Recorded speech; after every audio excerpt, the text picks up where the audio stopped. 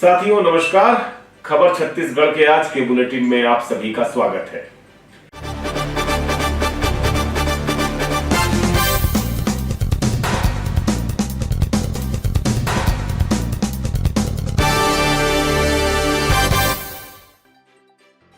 आज हम आपको कोई खबर नहीं सुनाएंगे, किसी खबर पर चर्चा नहीं करेंगे। आज हम आपको एक कहानी सुनाएंगे। कहानी का नाम है चंपाबाई की बकरियां। जी हां, चंपाबाई की बकरियां। आपको याद होगा कि लगभग 4-5 वर्ष पूर्व प्रधानमंत्री नरेंद्र मोदी ने संसद में मनरेगा का जिक्र करते हुए कांग्रेस की तरफ, विपक्ष की तरफ इशारा करते हुए कहा था कि यह आपकी विफलताओं का स्मारक है और हम ढोल बाजे के साथ इसका प्रचार प्रसार करेंगे। यह जो आप तस्वीर देख रहे हैं यह चंपाबाई की है और उनकी गोद में उनकी बकरियां हैं। पहले ऐसा न था।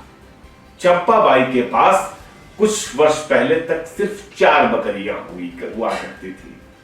दिक्कत यह थी कि जो खेती थी सारी जमीन पर 3-4 एकड़ की जमीन पर, पूरी जमीन पर खेती भी नहीं हो पाती थी। तो चंपाबाई करे क्या?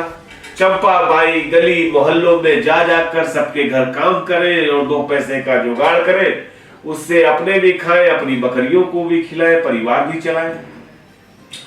फिर हुआ यूं कि 2020 में चंपाबाई ने एक प्रस्ताव बनाया। वो प्रस्ताव ले जाकर के अपने ग्राम पंचायत में दिया और मांग की कि हमारे खेत में एक शेड बनवा दिया जाए, जिससे कि हम अपनी बकरियों को छांव मिलेगी, उनको वहां पर हमारी बकरियां पक्के घर में रह करके, पक्के स्थान पे रह करके उनको पालना ज्यादा संभव हो सकेगा, ज्यादा बेहतर ढंग से हो पाएगा।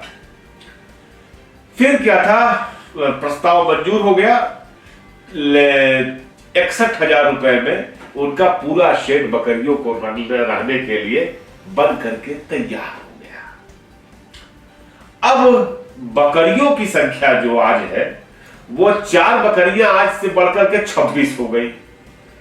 बात खाली इतनी नहीं हुई, 6 महीने में अपनी बकरियां बेच करके 89,000 रुपए कमाए। 1-2 रुपए नहीं, 89,000 रुपए कमाए। और बात यही तक नहीं थी। चंदाबाई आज भी अपनी बकरियों के कुनबे को बढ़ाने में लगी है। चंदाबाई लगातार इस बात के लिए प्रयासरत है कि अब बकरियों के रहने के लिए उनके पास पर्याप्त जगह है, तो क्यों न इन बकरियों के कुनबे को और बढ़ाया जाए। एक बकरी बेचती है, उन्हें 6-7 हजार रुपए तक के दाम मिल जाते हैं। दरअसल जिस मनरेगा को असफलताओं का स्मारक प्रधानमंत्री ने बनाया था, वह मनरेगा छत्तीसगढ़, झारखंड, बिहार, उत्तर प्रदेश जो गरीब राज्य थे जहां पे लागू किया गया, वहां के लोगों के लिए जीवनदायिनी साबित हुआ। अभी मैं आंकड़े देख रहा था, अकेले छत्तीसगढ़ के आंकड़े आपको बताता हूं कि छत्तीसगढ़ में पिछले 3 सालों में 43.67 करोड़ मानव दिवस रोजगार के सृजित किए गए। 3 वर्षों में 43.67 करोड़ मानव दिवस रोजगार। और प्रदेश के श्रमिकों के हाथ में, जो मनरेगा के मजदूर में थे, उनके हाथ में 7,921 करोड़ रुपए पहुंचाए गए। यह पैसा कम नहीं है और यह बताता है कि कितना जबरदस्त रहा। अभी मैं देख रहा था कि कोरोना काल, जो कोविड का वक्त था, पूरे देश में बड़े पैमाने पर श्रमिक लौट रहे थे, हालत खराब थी हर प्रदेश की। लेकिन छत्तीसगढ़ में मनरेगा की वजह से लोगों के हाथ में पैसा गया, जेब में पैसा गया और लोगों को रोजगार मिला। इसीलिए यह वजह बनी कि पूरे देश में मंदी थी, लेकिन छत्तीसगढ़ में मंदी की स्थिति नहीं बनी, क्योंकि लोगों के पास एम्प्लॉयमेंट था। छत्तीसगढ़ में जो छत्तीसगढ़ सरकार का कहना है कि पिछले साल बने की, ये 2020-21 की बात हो रही है, 30.6 लाख परिवारों के 60 लाख से ज्यादा श्रमिकों को रोजगार मिला कोविड के दौरान।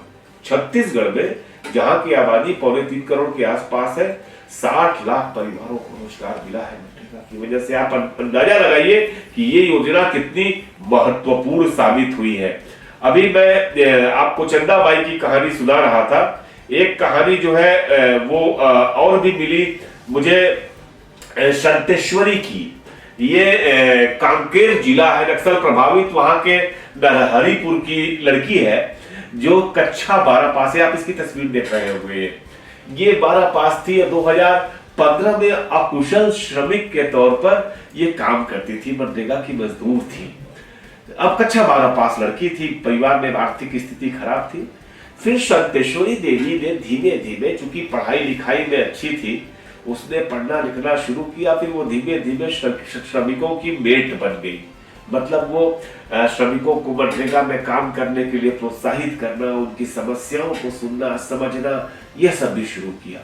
फिर उसको बैंक सखी बना दिया गया। बैंक सखी का भी मतलब यह है कि चलता फिरता बैंक। अब वह श्रमिकों को जागरूक करती है, उनके बैंक खाते खुलवाती है और फिर उसने नाप जोक सब सीख लिया। आज शंतेश्वरी देवी जो है अपने गांव में मिसाल बन चुकी है। और आपको बताऊं कि एक लड़की के उठ खड़े होने से जो मनरेगा में महिलाओं का प्रतिशत था वहां पे बहुत ज्यादा बढ़ गया।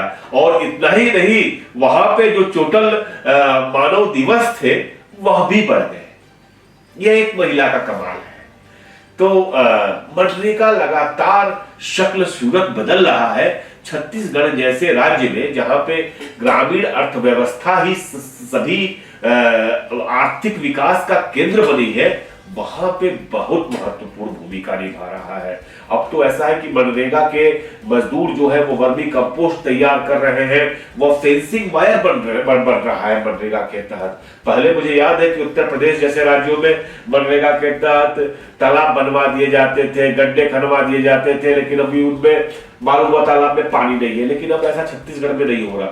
छत्तीसगढ़ में वैसे काम हो रहे हैं जिससे कि जिनका समुचित उपयोग किया जा सके और जो डेवलपमेंट के काम में जिनका इस्तेमाल किया जा सके। तो दरअसल यह जिसको स्मारक बता रहे थे प्रधानमंत्री मोदी, वह प्रधानमंत्री मोदी के लिए आईना बन गया। बस इतनी ही बात थी। फिर मिलते हैं। नमस्कार।